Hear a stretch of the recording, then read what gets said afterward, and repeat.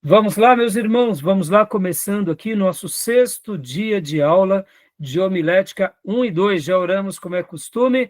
Mais uma vez, boa noite, graça e paz. Boa noite, graça e paz. Boa noite, graça e paz. Boa noite, graça e paz. Estamos aqui nesse tema tão importante, nessa matéria tão importante, que é a matéria de homilética, a arte de pregar. Hoje nós estaremos trabalhando principalmente sobre os 3 tipos de sermões, os mais usados, é claro, que é o temático, o textual e o expositivo. Existe um outro chamado também tópico textual, a gente vai ver. Estaremos trabalhando hoje no livro Texto, do Brodos, no capítulo 10, da página 61 em diante, e também o livro texto indicado para vocês do Jerry Kay, capítulo 1, da página 39 em diante.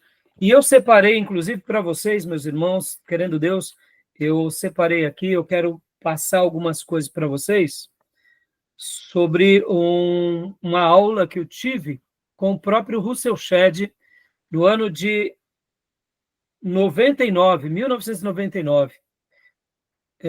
No Seminário Betel Brasileiro, em fevereiro, teve a Semana Teológica e a missionária Durvalina Bezerra chamou o Dr. Shedd, pastor Russell Shedd, para nos dar uma semana de ministração sobre pregação expositiva. E eu tenho com muito carinho ainda aqui, né, o esboço de todas as aulas dele, algumas anotações, inclusive, pelo que me parece, anotações do próprio Shedd, né, nessas folhas, e eu vou estar dando uma breve síntese desse material para vocês. É claro que daqui em diante a gente vai estar trabalhando bastante sobre sermão expositivo, e eu me lembro que eu peguei esse material com um amigo meu, que hoje é pastor, Davi Rocha, e eu guardo tanto o material do Shedd, quanto até as anotações do Davi Rocha com muito carinho, porque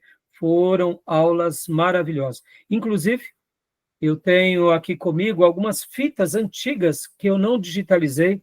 Fica aqui o convite para algum irmão, se um dia quiser digitalizar para a gente estar utilizando aqui no seminário, sobre essa semana de pregação.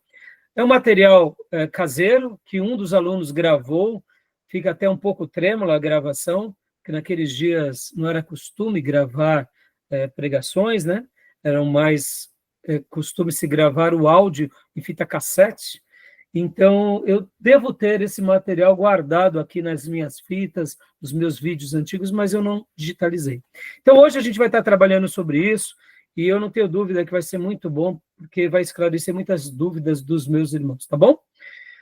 Como é costume, meus irmãos, eu gosto sempre de dizer que as nossas aulas são gravadas para que vocês possam reutilizar esse material. São gravadas também essas aulas para que futuros alunos em EAD estejam utilizando desse material como parte do acervo do curso em EAD. E também gravamos essas aulas para que, por meio dessas aulas, muitos irmãos que, porventura, assistirem às nossas aulas e desejarem aprender sobre esses temas, possam estar aplicando em suas igrejas locais e, assim, sendo bênçãos nas suas igrejas. Então, a gente grava também por isso, tá bom? E agora, meus irmãos, vamos ler um texto bíblico que se encontra no Salmo de número 56. Hoje, como nós estaremos trabalhando sobre essa questão dos 3 tipos de sermões mais utilizados, eu gostaria que você abrisse agora na sua Bíblia, Salmo de número 56. Eu quero ler aqui eu quero ler o título e também quero ler com vocês os primeiros versículos. Eu vou estar lendo aqui em 2 versões, tá bom? Mas eu gostaria que o irmão que puder, abra sua Bíblia, Salmo 56, e leia para nós o título, e depois leia logo na sequência os primeiros 3 versículos. Pode ler quem encontrou e desejar. Deus está comigo. Hino de Davi ao regente do coro com a melodia de A pomba calada em terra distante, escrito por Davi quando os filisteus o prenderam na cidade de Gate. Tem misericórdia de mim, ó Deus, pois estou sendo atacado por inimigos que estão sempre me perseguindo. O dia inteiro eles me atacam, e são muitos os que lutam contra mim. Quando estou com medo, eu confio em ti, ó Deus Todo-Poderoso. Ótimo. Algum outro irmão tem alguma versão diferente ou um cabeçalho diferente?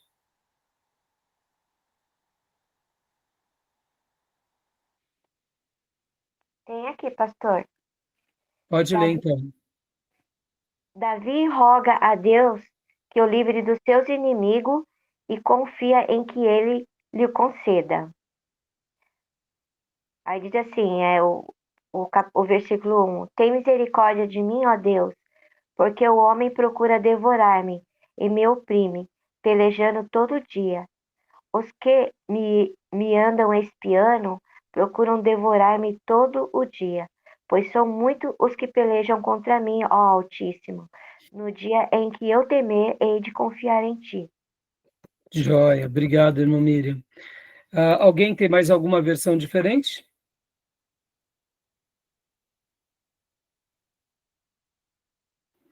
A minha muda pouca coisa, pastor. Mas qual que é a versão da irmã? É RA. Revista e atualizada. Pode ler. Conforto na perseguição.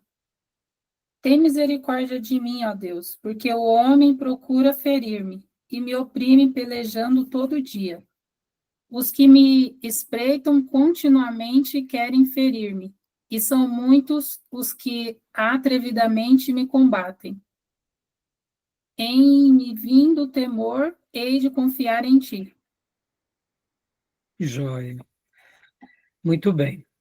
Aqui, meus irmãos, eu estou abrindo para vocês também, Almeida atualizada, aparece apenas Salmo 56, e logo na sequência vem: compadece-te de mim, ó Deus, pois os homens me calcam aos pés e, pelejando, me afligem o dia todo. Os meus inimigos me calcam aos pés o dia todo, pois são muitos os que insolentemente pelejam contra mim.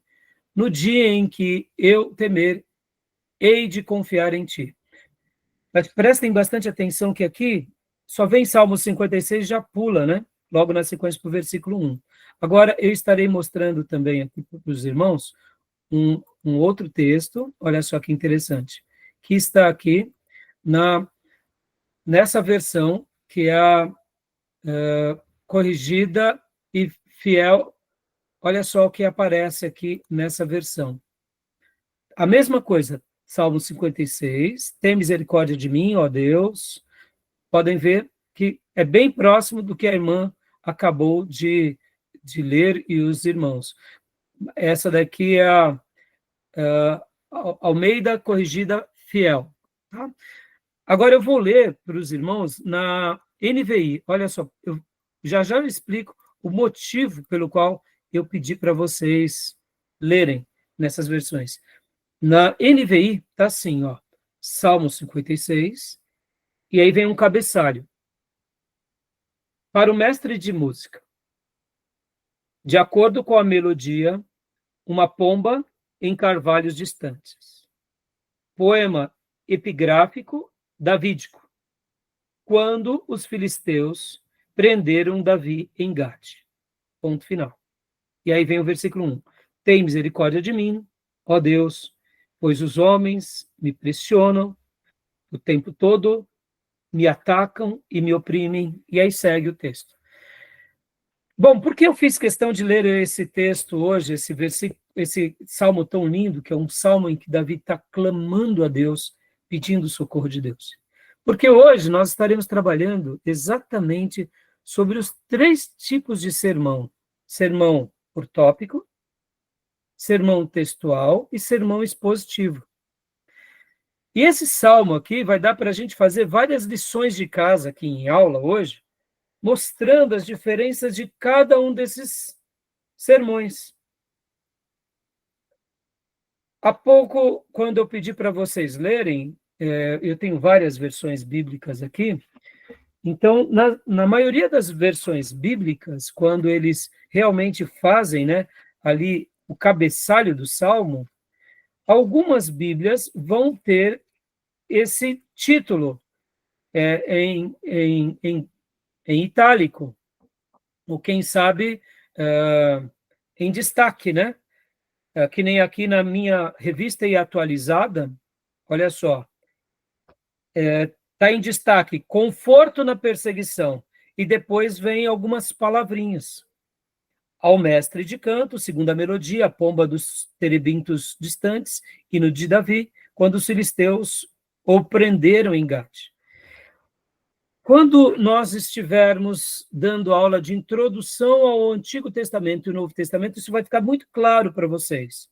Mas agora, exatamente agora, eu quero só deixar nesse texto e já deixar aqui uma síntese de algo muito importante. Os Salmos e o cabeçalho dos Salmos, principalmente esses títulos que vêm sobre os Salmos, que geralmente está em itálico, na maioria das traduções. No manuscrito original, havia isso.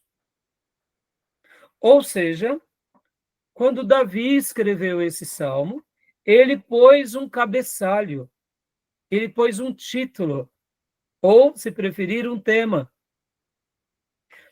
Quando nós temos nas Bíblias muitas versões que os tradutores pegam do original e passam para o português, como nós vimos aqui, como eu mostrei para vocês nessas duas versões, mais uma vez, olha só, ele simplesmente coloca Salmo 53 e já entra no versículo 1. Olha só, como eu mostrei há pouco, né? Ó, aqui, onde está? Aqui, ó, 56.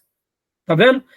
Não tem o cabeçalho logo na sequência e também não está dando nenhum resumo do que o tradutor, né, quis deixar como um cabeçalho, dizendo, esse salmo trata, por exemplo, Salmo 23, o Senhor é o meu pastor, por exemplo. Então, por que eu estou falando tudo isso, meus irmãos? Estou falando tudo isso porque hoje, ao lermos aqui e aprendermos nos livros textos e nos slides sobre esses 3 tipos de sermão, vai ficar muito claro que no sermão expositivo, até o cabeçalho a gente vai utilizar. Já no sermão temático, talvez sim, talvez não. E no textual, talvez sim, talvez não. Mas no sermão expositivo, um cabeçalho como esse, ou fazer um estudo como esse que eu acabei de dizer para os irmãos, vai fazer toda a diferença na minha explicação desse salmo. No sermão expositivo, essa Bíblia, por exemplo, Almeida e atualizada, ou como eu tinha compartilhado para vocês também aqui, essa outra Bíblia, que é a Bíblia Almeida Corrigida Fiel, só ela não nos dá dicas de quando Davi escreveu esse salmo. Então fica uma dúvida, quando Davi escreveu esse salmo? Não sabemos. Mas já na NVI, na Corrigida e Atualizada, e muitas outras Bíblias, ao colocarem o título que está lá nos textos e nos manuscritos originais, aqui há uma dica muito grande para nós, ou seja, cria uma ideia aonde Davi estava quando escreveu esse salmo. Tá bom?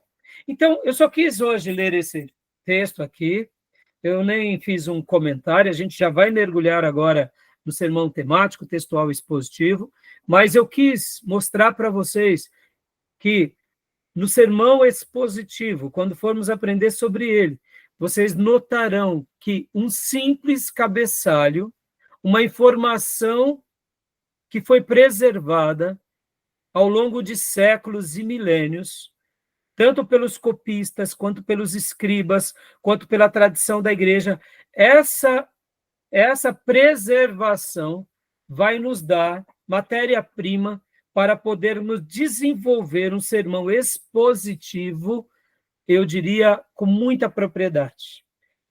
No sermão temático, essa informação é útil, e no sermão textual ela é muito útil, assim como no sermão tópico textual também será muito útil. Mas no sermão expositivo, essa informação é extremamente útil, e a gente vai chegar lá. Tá bom, meus irmãos? Tudo bem? Eu não sei se vocês ficaram com dúvidas, se eu mais dificultei do que eu facilitei, mas deu para notar que o título dos Salmos foi preservado em alguns salmos pelo próprio escritor dos Salmos. Agora, tem salmos que nós não sabemos nem quem é o escritor e nem tem um cabeçalho, não foi preservado. E o que entendemos sobre isso? Nós entendemos o seguinte, que o Espírito Santo de Deus quis deixar o título para deixar uma mensagem para nós.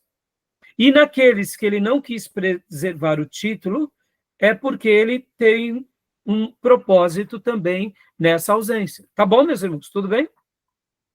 Não. Tá jóia? Alguma pergunta, alguma dúvida? O título é um indicativo, né? O título é indicativo. Até para ajudar no sermão. Exatamente. Mas olha que curioso, Júnior. Vamos pegar aqui, aproveitando isso que você falou, vamos pegar agora aqui, Salmo 119. Quem escreveu o Salmo 119, meus irmãos? Quem escreveu o Salmo 119? Moisés, não? Vamos ver os irmãos. O que vocês acham? O Júnior já deu a dica dele. O que os irmãos acham? Quem escreveu o Salmo 119? Foi Davi, pastor? Então, quem mais? Moisés, Davi, quem mais? Também Eu acho acho que que foi vários autores, né? Também Hã? acho que foi Davi. Eu acho que foi vários autores, não foi uma pessoa só, né? Então, eu, de fato, vou dizer para vocês que eu não sei. Eu também não sei, porque o texto bíblico não dá menção. Por outro lado, eu deduzo que foi Davi. Porque ele é muito parecido, Salmo 119. Ó, pode ver, eu abri aqui na Corrigida Fiel, Almeida Corrigida Fiel, não tem nenhuma menção. E também abri aqui para vocês, e vou compartilhar agora para vocês, na outra versão, que é essa daqui, a Almeida atualizada, também não parece. Já no o Salmo 19, o Salmo 19, que é o Salmo de Davi, ele é como se fosse uma síntese do Salmo 119. E conhecendo o amor que Davi tinha pela Bíblia, eu deduzo que o escritor do Salmo 119 é Davi. Deduzo. Mas pode ser qualquer outro escritor, tá, meus irmãos? Pode ser Asaf, pode ser os filhos de Coré, pode ser o próprio Moisés, pode ser Salomão, pode ser, ou pode ser um outro autor desconhecido. Né? Eu deduzo ser Davi. A maneira em que ele escreve, a maneira em que ele faz a sua poesia, eu deduzo. Por que eu estou te falando isso e por que eu fiz essa pergunta a vocês? Porque o Júnior tinha dito que o título é o indicativo. Então, quando nós temos esse indicativo claro, preservado no texto original, ou nos manuscritos, ou nos códices, é porque o Espírito Santo quis deixá-lo de propósito para nos dar uma mensagem especial a respeito dele. Tá bom, meus irmãos? Tudo bem? Então, meus irmãos, então agora vamos mergulhar aqui no assunto que é hoje os sermões expositivos, temático e textual, tá bom? Beleza? Alguma pergunta, meus irmãos? Alguma fala? Alguma dúvida? Também, Sobre o que eu falei? mesmo tendo um indicativo do título já deixado, a gente pode também até, a partir do texto em si, ter um outro título, né? Nada impede, né? Nada impede, exatamente, Júnior. Até porque, Júnior, como eu disse, tem o cabeçalho do Salmo que está no manuscrito e o título que é colocado em destaque pelo tradutor, pode ver que cada Bíblia coloca um título diferente do outro, né? Lá no Salmo 56, que nem a gente tinha visto há pouco, no caso dessas Bíblias que eu mostrei para vocês, os autores não faziam questão nenhuma de colocarem, né, no caso, título nenhum. Mas a maioria das Bíblias colocam, cada Bíblia coloca um título, não é? Dando uma ideia assim, olha, esse autor, ou esse colegiado de autores, entendem que esse salmo trata sobre esse tema. Mas quando nós formos fazer os nossos sermões, aí você coloca o título que você quer pregar aquela manhã, até porque cada salmo não só tem uma única lição, ela tem uma única interpretação. Irmãos, guardem isso, mais uma vez, ó. A Bíblia, ela tem uma interpretação. Falar que a Bíblia não tem uma interpretação seria errado. A Bíblia tem uma interpretação, mas ela vai ter eternas aplicações. Então, vamos lá. O Salmo 56, ele vai ter uma interpretação. Por isso que a gente estudou, no módulo anterior, hermenêutica. A gente precisa interpretar. Agora, isso não significa que dentro dessa interpretação a gente não faça a nossa aplicação. Então, como a Bíblia tem uma só interpretação, mas tem eternas aplicações, então a gente trabalha dentro dessas aplicações. É claro que quando estamos aqui desenvolvendo um sermão, nós estamos fazendo uma leitura daquela interpretação. E é por isso que nós não podemos ficar se arrazoando de que a nossa interpretação ela é melhor do que a do irmão tal, da denominação tal. Podem ver que a Igreja Batista lê a Bíblia fazendo uma interpretação batista. A Igreja Metodista faz uma interpretação metodista. A Presbiteriana faz uma interpretação presbiteriana. Os pentecostais, né, os nossos irmãos, eu diria aqueles que são pentecostais raízes, não os neopentecostais, porque os neopentecostais, como eu já falo e repito em muitos módulos, eles já viraram seitas, a sua grande maioria, mas os nossos irmãos pentecostais, que são nossos irmãos piedosos, eles fazem a interpretação pentecostal, ou melhor, a leitura pentecostal. A interpretação é única, mas como nós somos limitados, nós temos as nossas leituras protestantes. Pode ver que no mundo do protestantismo, nós temos uma leitura protestante em que todos os protestantes, sejam eles históricos, renovados, pentecostais, reformados, eles se aproximam. As doutrinas básicas são as mesmas. Divergimos em doutrinas secundárias. Então, em outras palavras, nós temos uma leitura reformada, temos uma leitura protestante, porque nós acreditamos que a Bíblia tem uma só interpretação. Quem acha que a Bíblia tem várias interpretações, abre margem para as heresias, como a gente aprendeu na aula de hermenêutica. Então, voltando aqui, e falando de forma técnica, a Bíblia tem uma interpretação. Nós temos uma leitura nessa interpretação, e por isso estamos aqui estudando. Mas quando vamos aplicar, ou seja, quando vamos exercitar o nosso sermão, fazer o nosso sermão para pregar, aí a gente aplica naquilo que Deus realmente nos conduzir, tá bom? Então, Júnior, é isso aí, tá bom? Beleza? Então, meus irmãos, tudo bem até aí? Alguma dúvida, alguma pergunta? Eu não sei se eu acabei sendo prolixo e dificultei um pouco vocês. Não tendo dúvida, vamos mergulhar aqui nos assuntos. Júnior, então faça as honras para nós, meus irmãos, tipos de sermões, por gentileza. Vamos começar aqui com o sermão temático. Leia para nós. Sermão temático ou topical. As divisões principais derivam do tema independente do texto. Suas partes principais consistem em ideias derivadas do tema. Então, olha só que interessante, irmãos. Aqui já dá toda a sugestão, ó. Temático vem de tema, tá bom? Tudo bem? Nenhum problema, né? Bem claro, né? O temático pode ser chamado também de tópico, tá? Seria um sinônimo, tá bom? Quando vocês verem alguns livros, sermão por tópico, seria a mesma abordagem. Então, ficou claro aqui que o sermão temático, ou como diz aqui, ó, topical, né?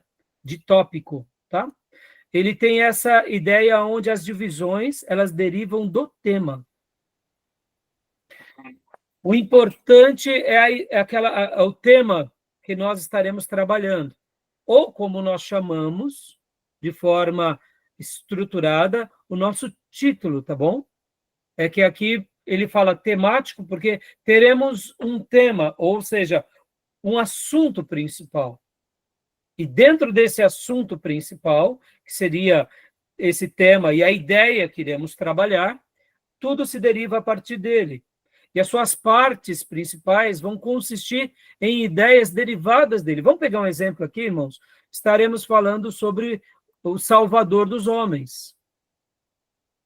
Salvador dos homens.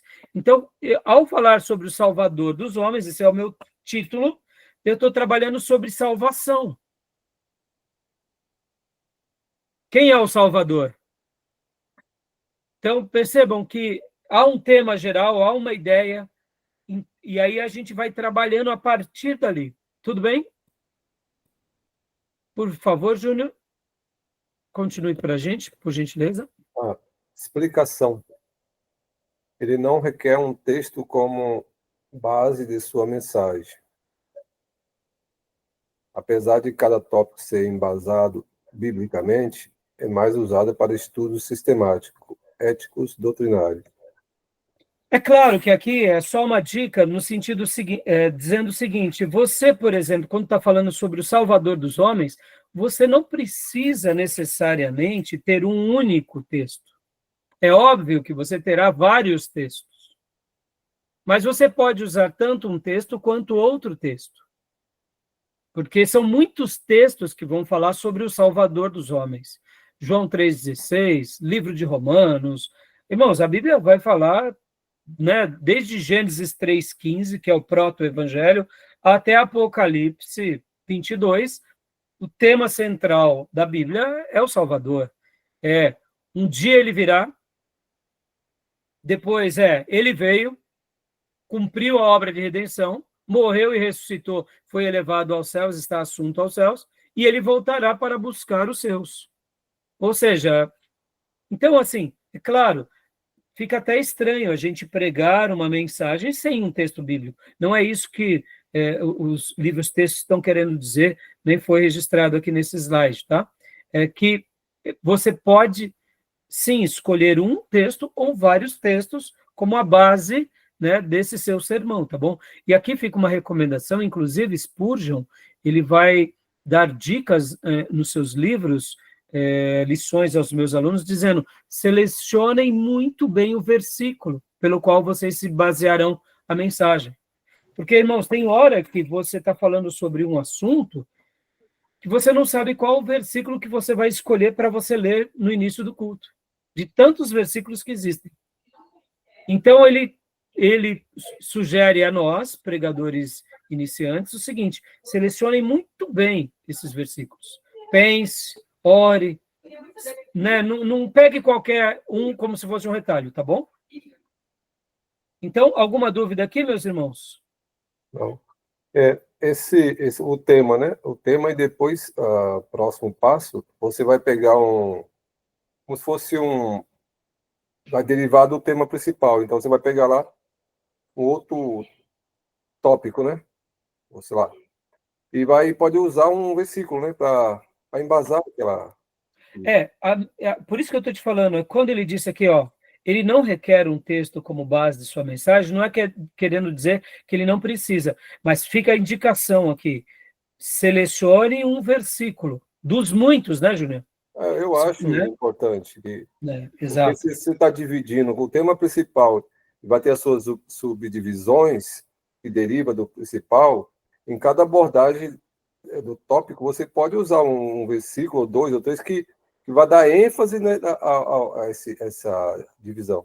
Isso, é porque a gente já vai ver aqui, já, Júnior e irmãos, vários exemplos de sermões temáticos em que temos lá o título, aí depois já vem assim, primeiro ponto, e aí vem vários versículos respondendo o primeiro ponto, segundo ponto.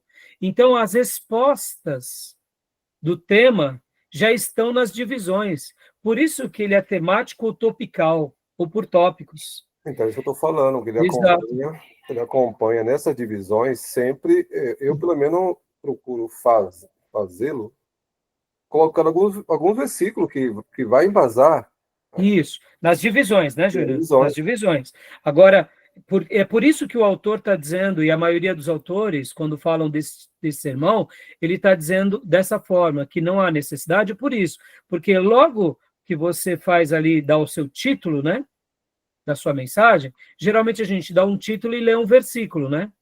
Não é assim, geralmente, que a gente faz? Mas já que é um temático, ou seja, é um assunto por temas, Uhum. no primeiro argumento, você vai vir com muitos versículos. Então, não há necessidade de forma estrutural. Ah, sim, entendi. Né, Júnior? Eu, Uhum. particularmente, Júnior, eu já virou quase que um costume meu, mesmo que eu esteja tendo um sermão temático, eu gosto de ler um versículo, como eu mencionei Spurgeon agora. Porque eu acredito que aquele versículo já prepara também o ouvinte para aquelas palavras iniciais. Ou seja,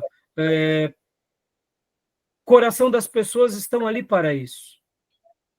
Em muitas introduções minhas, eu posso até demorar um pouco a ler o texto, porque eu quero levar a mente das pessoas e conduzir a maioria dos irmãos, muitas vezes, a uma reflexão, já preparando eles para a leitura do texto. Não como uma persuasão vazia, mas eu gosto já de preparar o caminho.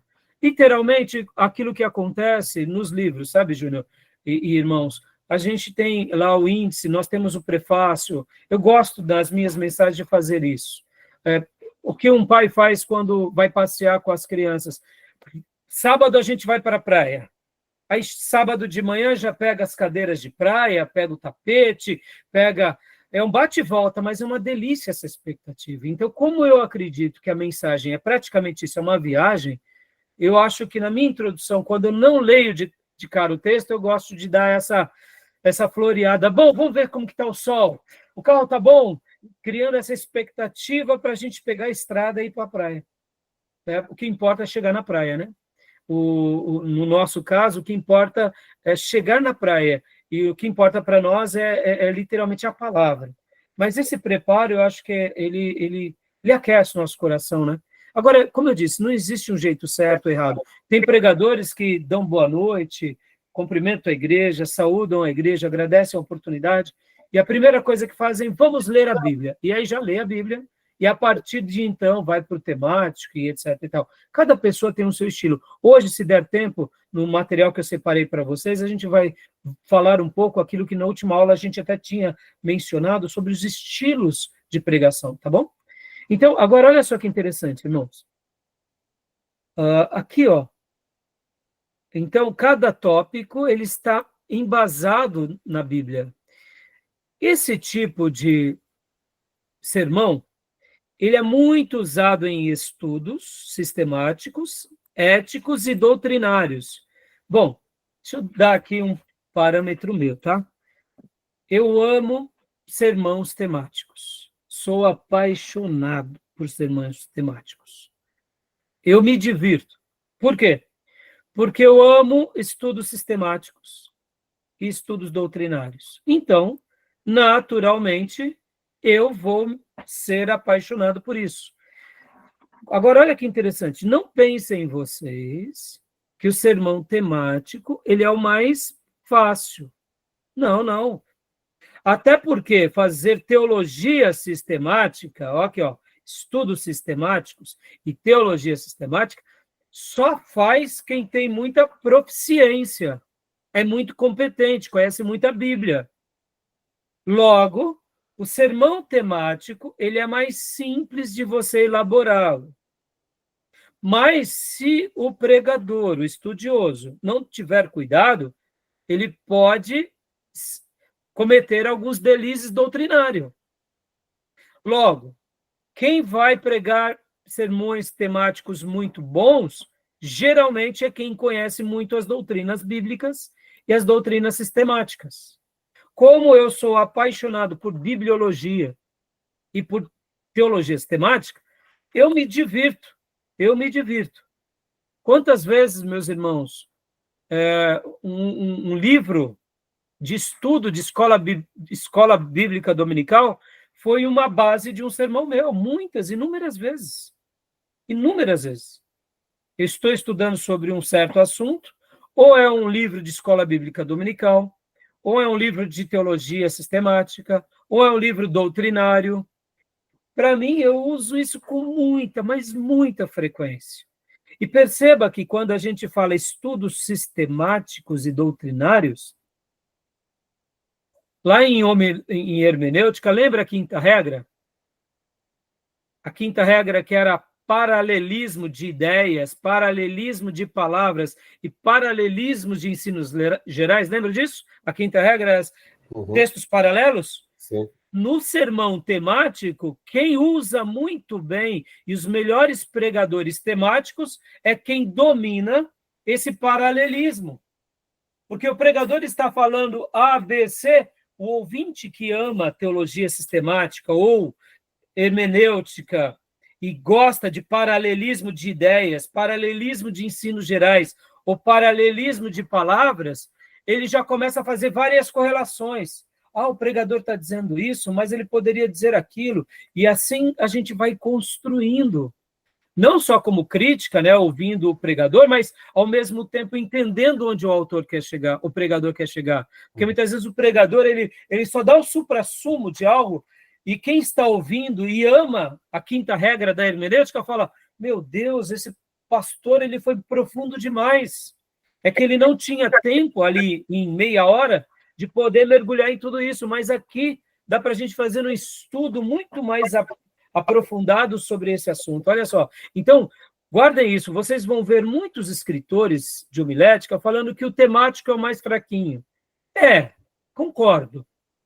Para o iniciante, para o pregador leigo, ele é o melhor, mas, ao mesmo tempo, o pregador leigo tem que tomar cuidado. Mas, agora, uma pessoa que é amante de bibliologia, de doutrinas, e principalmente doutrina sistemática, teologia sistemática, ele vai usar muito o temático nas suas mensagens e estudos, tá bom? Sim. Tá bom? Beleza? Alguma dúvida, algum acréscimo? Não, geralmente alguma pergunta? Usa texto paralelo com versículos que seguem a mesma linha de pensamento, né? Daquilo que você está falando. Exatamente, ou se não, Júnior, muitas vezes, sabe as referências cruzadas? Sim. Pode até ter uma outra linha de raciocínio, mas que vai trazer mais luz para aquele tema. Sim. A gente vai abrir uma janela no meio do sermão. Ou seja, está dentro do que você falou, mas, de repente, pode até pegar um outro texto que faz enxergar algo diferente, mas, é claro, de uma forma ligada ao tema, né? Sim, claro. Tá bom, meus irmãos? Alguma pergunta, alguma dúvida, irmãos? Olha, irmãos, é aquilo lá. Esse é o momento em que você vai tirando as suas dúvidas, tá? Tá bom? Eu sei que os irmãos, que principalmente as irmãs, que principalmente estão no começo da sua caminhada, não conseguem montar direito as coisas.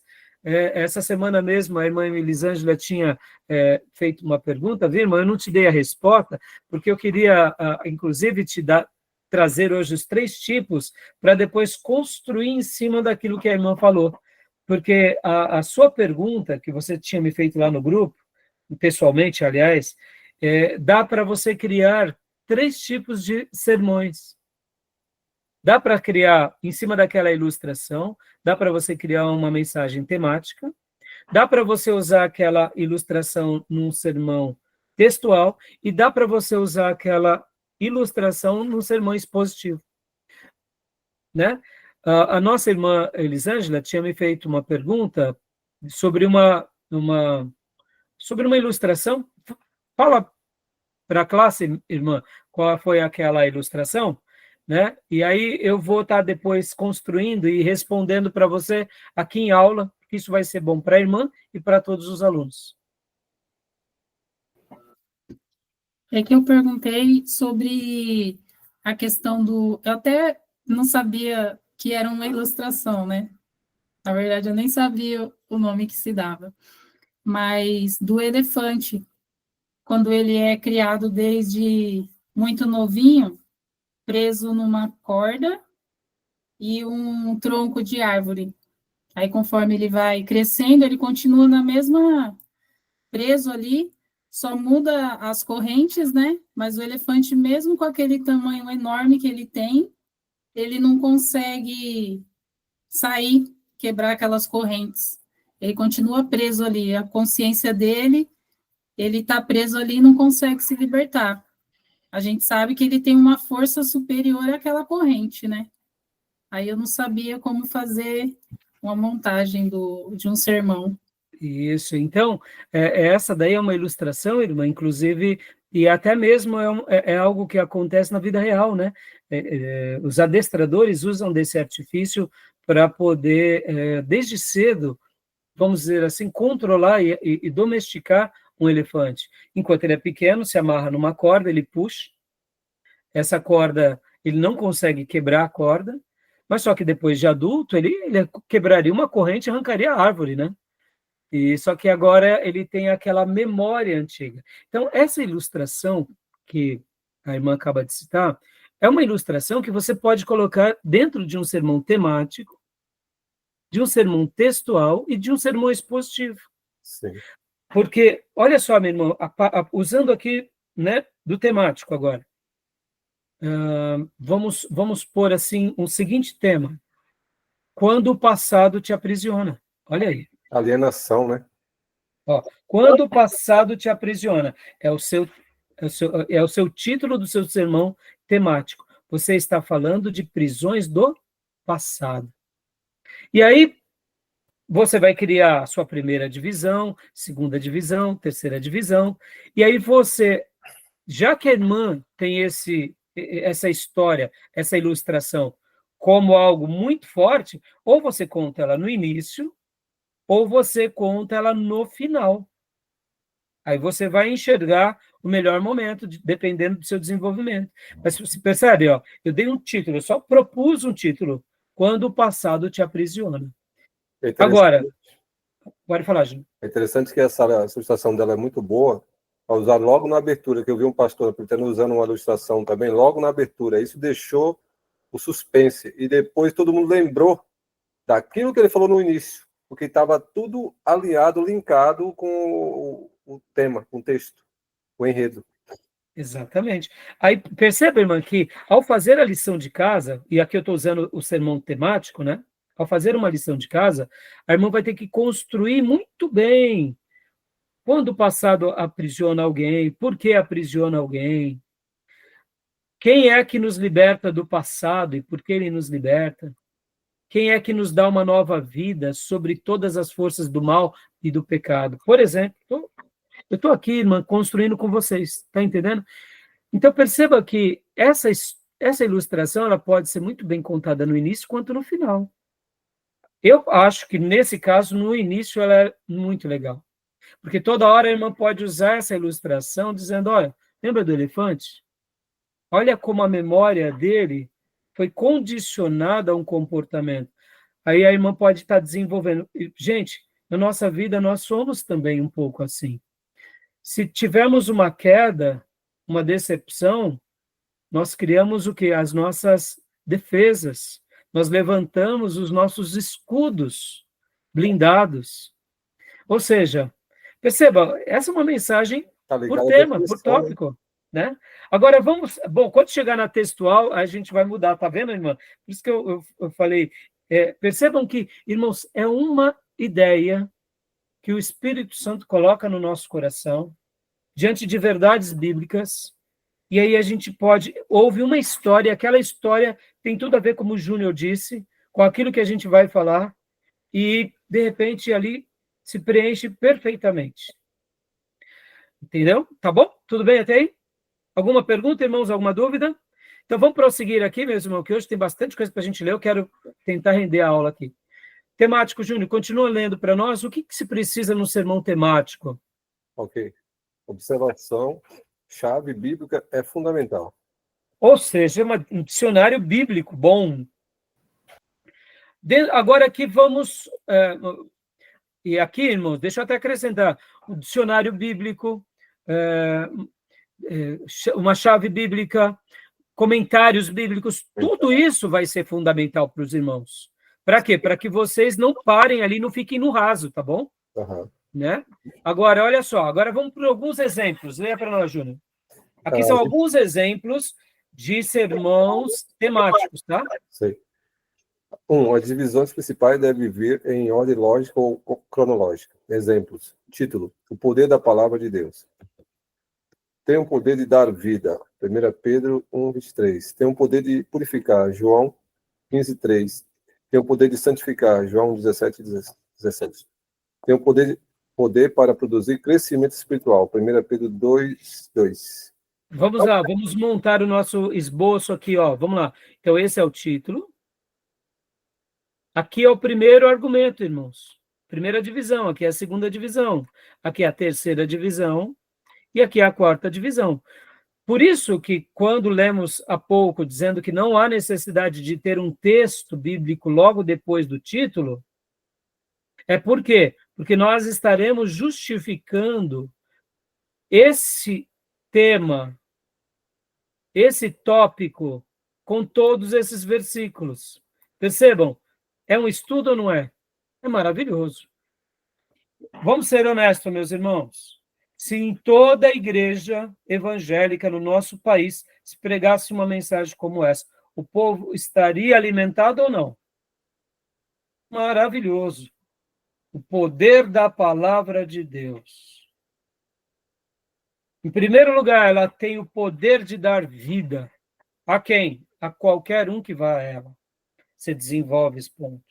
Segundo lugar, ela tem poder de nos purificar. Olha que coisa linda. Tem mais um. Vamos pôr aqui, irmã? Vamos pôr a história aqui do elefante aqui, a ilustração do elefante aqui? Olha aí, ó. Deu para preencher aqui? Deu. Tá vendo? Ela tem poder de nos santificar. Olha só. Estrutura mais para estudo, né? Sim, Júnior, mas você concorda, Júnior? Vamos agora pensar aqui num pastor. É um pastor que foi formado ali no meio da igreja, que foi levantado ali porque ele é uma pessoa piedosa. Ele pode não ser um teólogo exímio, mas trazendo uma mensagem dessa, Júnior, a igreja está alimentada. Sim, Tá claro. ou não está, meus irmãos? Não falou heresia, foi bíblico, foi escriturístico, foi cristocêntrico. Aleluia! Pastor, mas foi arroz com feijão. Meus irmãos, esse arroz com feijão aqui levanta exército. É bíblico. É bíblico. A gente não precisa ver um Spurgeon pregando cada domingo, basta alguém pregar biblicamente, é o que a gente mais precisa. Agora, se Deus levantar 100 Spurgeons na nossa nação, glória a Deus. Deixa o Senhor levantar quantos eles quiserem. Mas percebam, olha aí, ó. Terceiro lugar, tem o poder de santificar a palavra de Deus, o poder da palavra de Deus. Presta bastante atenção que o título é o poder da palavra de Deus, né? Quarto lugar, tem o poder para produzir crescimento espiritual, ou seja, você não é elefante, não, pode quebrar essa corrente agora. Faz força, meu irmão, dá passos, pronto. Ô, meu irmão, libertador. Não precisa de profetada, não precisa de revelação, não precisa de emocionalismo. Lemos a Bíblia, demos o pão de Deus, vão todo mundo embora, como eu gosto de dizer lá na igreja, depois que eu ouço uma boa mensagem, falo, vão embora de bucho cheio. Bucho cheio. Então, com a barriguinha, ó, farta, para mais uma semana de vitória em nome de Jesus, é ou não é?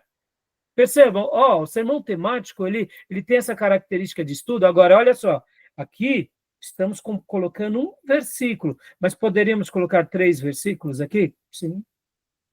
Ou seja, a igreja foi bombardeada pelo quê? Pela palavra de Deus. E com um tema totalmente escriturístico, totalmente bíblico. Maravilhoso, não é?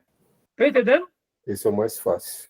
Esse é o mais fácil. E aí, por isso que eu digo, irmãos, não se prendam, tá? Se vocês quiserem começar pregando texto temático, fiquem à vontade. Isso é ótimo, tá bom? Vai dar segurança em vocês, tá bom? Então, vamos continuar aqui, só para a gente progredir mais um pouco. Olha aqui outro exemplo, meus irmãos. Leia para nós, Júnior. Então, ó, voltando aqui, ó. As divisões principais devem vir em ordem lógica ou cronológica, tá? Tem lógica aqui? Tem. Tem uma cronologia aqui? Tem. Joia. Segundo lugar, leia para nós, Júnior, por gentileza. Título, a divisão espiritual pode ser uma análise do tema. Título, Agora, só uma coisa, Júnior, desculpa atrapalhá-lo. Aqui já fala que é uma análise. Lá falou o quê? Aqui falou sobre a questão de ser uma ordem lógica ou cronológica. Agora já pode ser uma análise, né? Estão entendendo? Leia para nós, dê um exemplo. Título, o andar na carne nos levará, consequentemente, responde, não agradar a Deus, Romanos 8:8, não amar a sua palavra, Jó 14:23, não ter vida de oração, 1 Tessalonicenses 5:17, não testemunhar habitualmente sobre Cristo, Atos 1:8, não pensar nas coisas que são de cima, Colossenses 3:2, não morrer para o pecado, Colossenses 3:3 e Romanos 6:6, não negar a si mesmo, nem carregar sua cruz, Lucas 9:23, não consagração a Deus, Romanos 12:1 e 2, não resistir ao mundo, Tiago 4:4, não ter alegria da salvação, Salmo 51:12, por tudo isso, seu louvor não agradará a Deus, Hebreus 12:15. Meus irmãos, fala sério. Dá para pregar uma boa mensagem como essa? Olha que título lindo. O andar na carne nos levará consequentemente. É uma exortação amorosa ou não? Dá uma sacudida na roseira ou não? Não agradaremos a Deus, não amaremos a sua palavra, não teremos vida de oração. Olha só, e cada ponto desse é uma divisão. Agora, olha que interessante, irmãos. Vamos ver aqui, ó. 3, 6, 9, 10, 11 divisões. É uma mensagem de 11 pontos. Dá para fazer essa mensagem? Dá ou não dá? Essa eu acho mais simples. Sim, mas sejamos honestos, Júnior.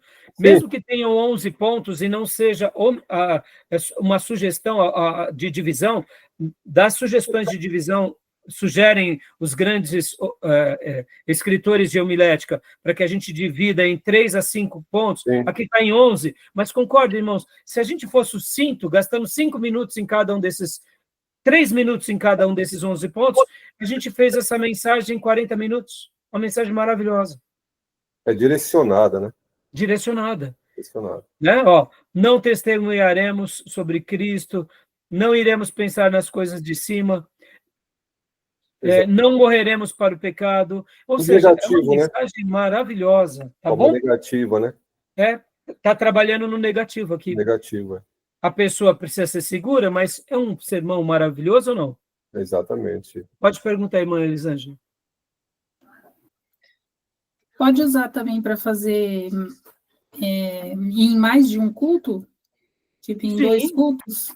Sim. Por exemplo, essa mensagem, você poderia fazer parte 1 e parte 2, por exemplo. Irmãos, eu quero falar que o andar na carne nos levará, consequentemente, a algumas coisas perigosas. Hoje eu quero começar falando com vocês e no domingo que vem terminaremos. Por exemplo, dá para dividir? Claro que dá. Está entendendo, meus irmãos? A mensagem temática, ela é muito boa. E é boa também. Podem notar, como o Júnior mencionou, ela lembra muito estudo. E o que a igreja precisa, irmãos? De alimento. Meus irmãos, lembrem do Salmo 23. O nosso Supremo Pastor nos leva aos pastos verdejantes e às águas tranquilas. É aqui, ó. É aqui que a gente come a grama de Deus e bebe a água de Deus. E é mais para a igreja também, né? Sim. Mas dá para usar também como evangelismo, Júnior. Também. Dá para usar. Mas assim... Os lares também, né? Dá para a gente aplicar em tudo, tá? Tudo. Então vamos correr aqui rapidinho para a gente... Aqui, ó. 3. Leia para nós, Júnior. As divisões podem tratar o assunto por comparação. Título: um testemunho eficaz. Comparando o testemunho do crente com o sal, de Mateus 5,13, como sal, o testemunho do crente deve temperar, Colossenses 4:6. Como sal, o testemunho do crente deve purificar, 1 Tessalonicenses 4:4. Como sal, o testemunho do crente deve produzir sede, 1 Pedro 2:12. Olha, qual que é o título? Um testemunho eficaz. Isso é bacana, hein? Olha, que texto, que mensagem maravilhosa. Nossa, isso é bacana. E não usa muita coisa, daí flui muita coisa. Não, entendeu? Nossa. Júnior, então, você vê, Júnior, que do anterior para esse, por exemplo, esse te chamou mais atenção. Não, perceba, isso vai acontecer com cada um de nós. Aquilo que vai chamar a atenção mais para um, vai chamar mais para o outro, porque cada um vai ter uma necessidade na sua igreja, no seu grupo de estudo. Estão entendendo, meus irmãos? Então, o temático, ele é maravilhoso. Ó, o título é Um Testemunho Eficaz, está falando sobre testemunho cristão, comparando o testemunho do crente com o sal. Então, aqui, ó, esse seria o primeiro ponto, ou aqui a gente poderia fazer até a introdução, tá bom? E aqui os 3 pontos. Fazer ilustração também, pode usar. Se nós quiséssemos utilizar esse primeiro argumento aqui como ponto, não teria problema nenhum. Eu usaria aqui como introdução, e aqui eu iria para os meus 3 pontos, 1, 2 e 3, ó. Ou seja, o nosso testemunho, que é comparado com o sal, tempera, purifica e produz sede em todos que estão ao nosso redor. Aleluia. Até dá para fazer um estudo do período bíblico do soldado romano, que o sal era soldo, que gerou a palavra salário. Aí você já não está indo, sabe para onde? Para o temático. Você já está pulando para o expositivo. Perceba que a sua palavra, você já vai para o quê? Para a época bíblica, para o costume bíblico, para a época dos romanos, naquele contexto da onde se deriva salário. Perceba? Salário. O sal, antigamente, irmãos, aqui, fazendo até um comentário, né? Para muitas culturas antigas, comercializar sal não era o que hoje nós temos. Sal era uma commodity valiosíssima na antiguidade. Não tinha geladeira. Principalmente ali, nesse período bíblico e depois, nas grandes expansões, nas grandes conquistas, na Rota da Seda, por exemplo, quem comercializava sal e tinha estoques de sal, ele tinha literalmente uma mina de ouro sob o seu cuidado. E só para vocês terem uma ideia, alguns impérios, como o Império Chinês e algumas cidades naquela região, os imperadores e reis proibiam o comércio de sal, porque isso era uma commodity tão valiosa que o Estado precisava cuidar, para que não faltasse nem para o rei, nem para a nação, e ao mesmo tempo servisse ali como uma ferramenta de negociação, assim como o ouro. Olha só que interessante, hoje o sal para nós virou algo irrisório, hoje, porque hoje nós temos a tecnologia, nós temos o freezer, nós temos a geladeira, mas em culturas onde não eram muito quentes, o sal era o que dava para que eles pudessem preservar seus alimentos, a sua carne, e etc. e tal, né? Então, interessante, né, irmãos? Aí o Júnior foi para o salário, ou seja... Romanos, o soldado romano recebia, o salário dele era o sal. Então, depois virou soldo, né? Para o funcionário público, soldo.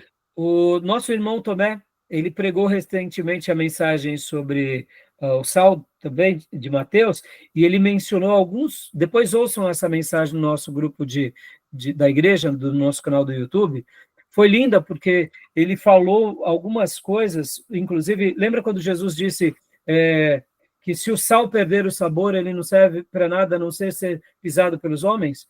Na mensagem que ele pregou, foi lindo, eu até aprendi com ele naquele dia, eu não sabia desse detalhe. Jerusalém, e lá no templo, épocas do ano que fica muito gelado, cria uma camadinha grossa de gelo no templo. Então, o que os líderes religiosos faziam? Pegavam o sal, que já tinha perdido o seu grau de salinidade muito grande, que já era um sal de segunda categoria, ou seja, um sal meio insosso, e jogava onde? No gelo, naqueles lugares onde tinha sido pavimentado, o sal derretia o gelo, e as pessoas então pisavam por cima do sal. Por isso que Jesus, quando disse aquilo, tem esse significado. Se nós perdermos o nosso sabor, não vai servir para nada, a não ser lançado nas calçadas, onde as pessoas passam, para que elas não caiam. Mas ainda assim serve até por uma coisa, mas em outras palavras, o que Jesus estava querendo dizer é o seguinte: o propósito do sal não é esse. Sim. esse sal que está sendo pisado, que está sendo surrado e não vai ser útil para alimentação, é Sim. porque ele perdeu o sabor. Assim será o crente que perde o sabor. Na mensagem do Tomé, ele trabalhou muito bem isso e outros pontos. Ou seja, percebam que aqui a gente já saiu do temático e a gente está indo já para o expositivo, porque o expositivo, ele tenta expor o que o texto estava dizendo nos dias bíblicos.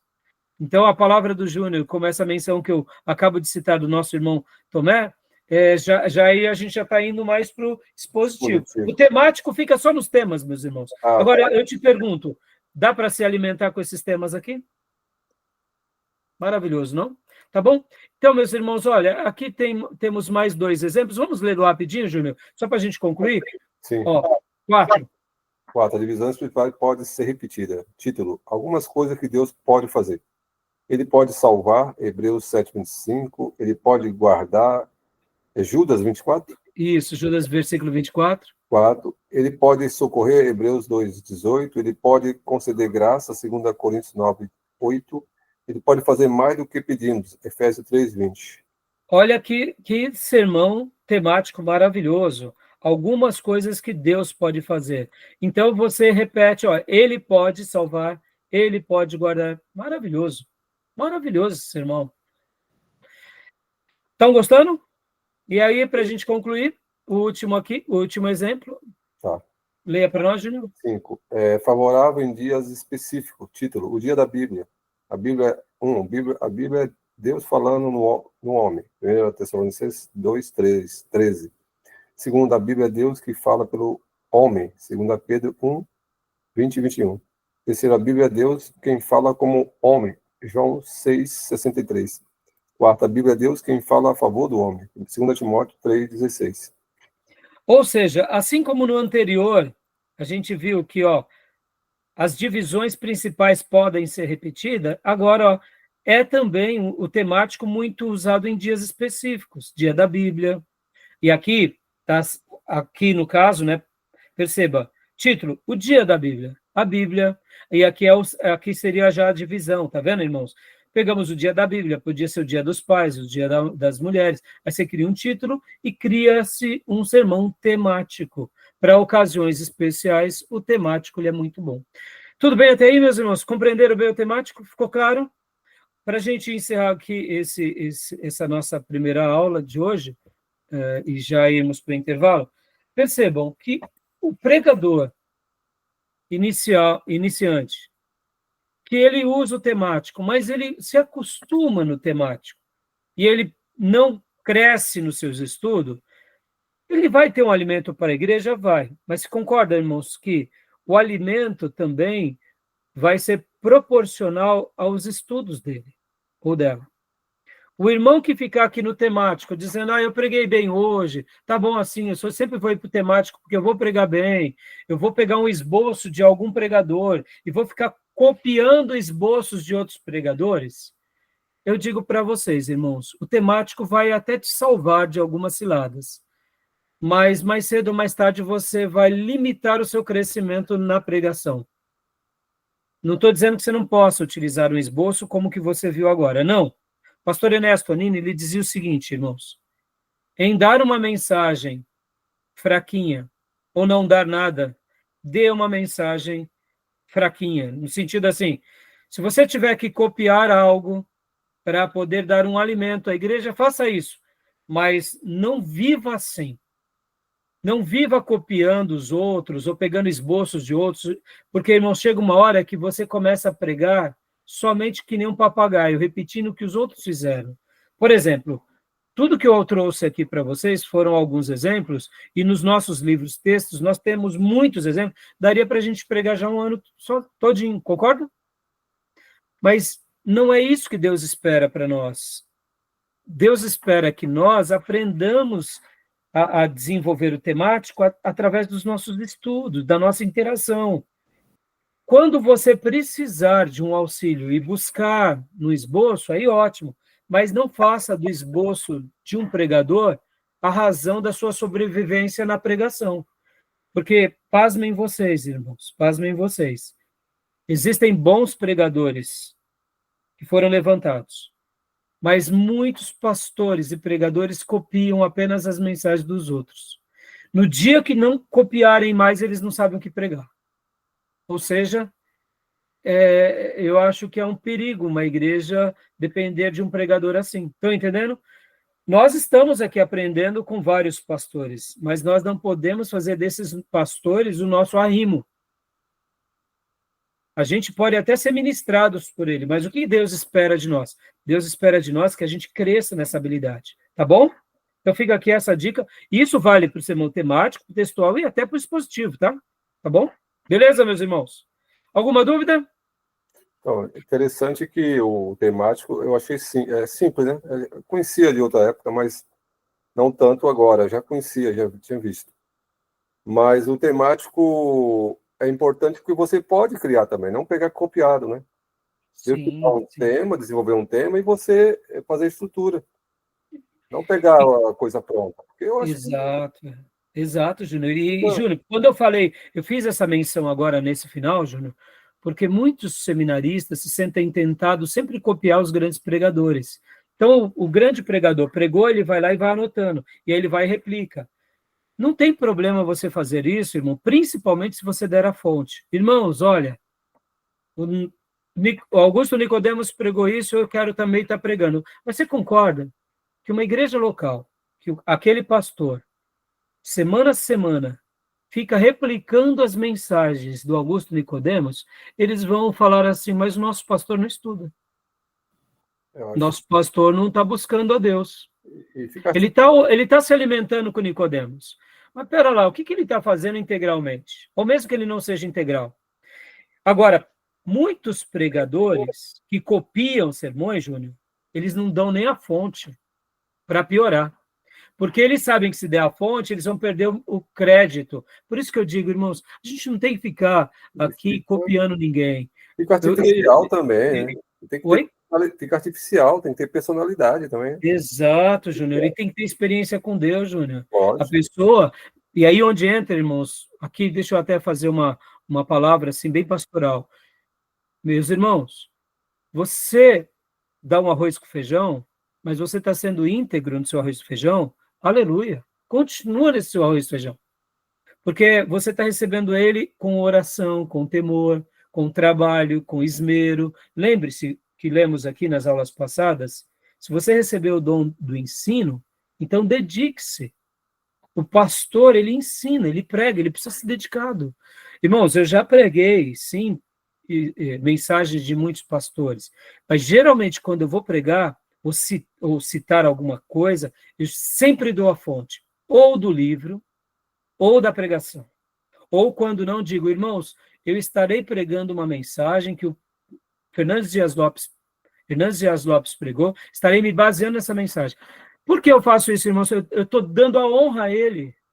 Estarei pregando uma mensagem que o Billy Graham pregou, ou essa mensagem nasceu a partir da mensagem do Billy Graham. Ou seja, é uma mensagem do Billy Graham, mas essa nasce dela, deriva-se dela. Seja honesto, dê as fontes. E eu estou fazendo aqui, dando essa dica para vocês, porque eu quero que, assim como vocês estão sendo aplicados em estudar, vocês sejam muito mais aplicados ao ler a Bíblia, ao se preparar para alimentar a igreja. Tá bom? Tudo bem? Diego, faça a sua pergunta, filho, para a gente ir para o intervalo. Não, pastor, só queria falar assim que esse texto, esse estilo de pregação temático, para mim, é mais fácil, porque sempre, tipo, na igreja que eu frequentava, sempre foi o temático.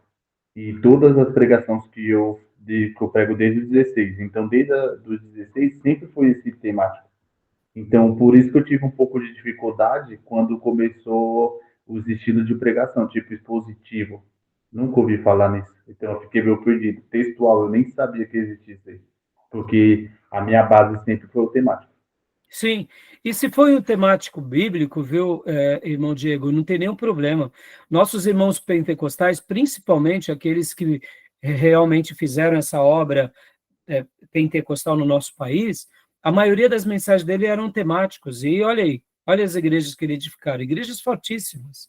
Então, hoje, foi resgatado o princípio expositivo, é melhor, concordo, mas o temático, sendo um temático Bíblia, é maravilhoso, tá bom? Beleza, meus irmãos? Agora, depois do intervalo, a gente vai para o textual e a gente vai para o expositivo. Vamos ver se hoje a gente consegue trabalhar nos três, tá bom? Então, 5 minutos, a gente volta, tá bom, meus irmãos? Vou parar aqui nossa gravação. Até já.